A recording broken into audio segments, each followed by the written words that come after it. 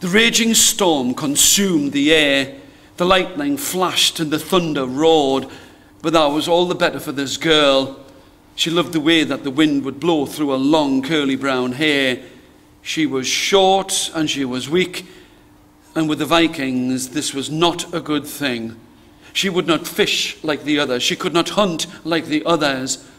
Oh, but she could steal. She loved to take things, beautiful, bright, shining things, a brooch for a cloak, a clasp at a neck.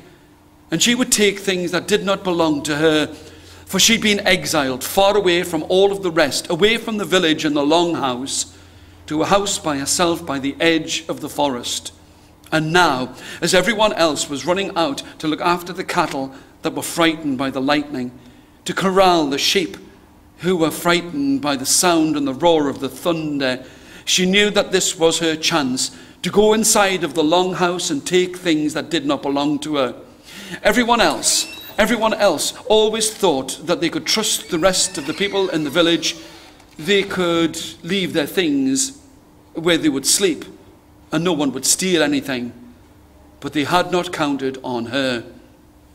As the storm raged, she loved the way that the place was empty.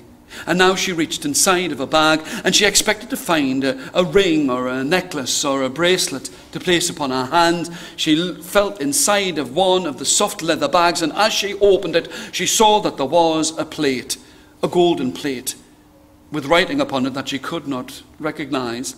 It had been scratched into that place. Now, there were great superstitions of things that lived in amongst all of the trees, but she wasn't frightened of any of those. And to look at this plate with its strange writing, its shapes, its forms, jackals and rivers and sheaves of corn and kings dressed strangely, she thought that she would take it and keep it for herself. She could see her own reflection in between the letters and shapes and forms, and she did not know that it had travelled far from Egypt to come to this place. For men had gone in not just in raiding parties in their longships, but they had travelled over land and sea.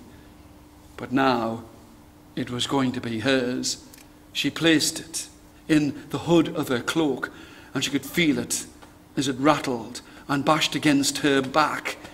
It felt hard and heavy, but if she had looked, she would have seen that all of the hieroglyphs had scored themselves into her skin.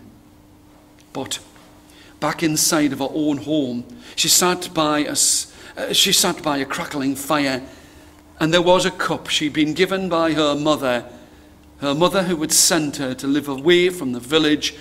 And as she raised it to her lips, she saw eyes at her window.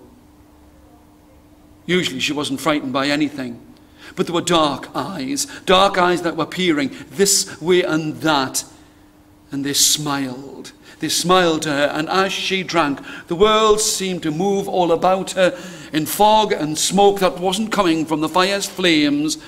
And then there was a great and a terrible scream, for the spirits that lived in between the trees picked her up.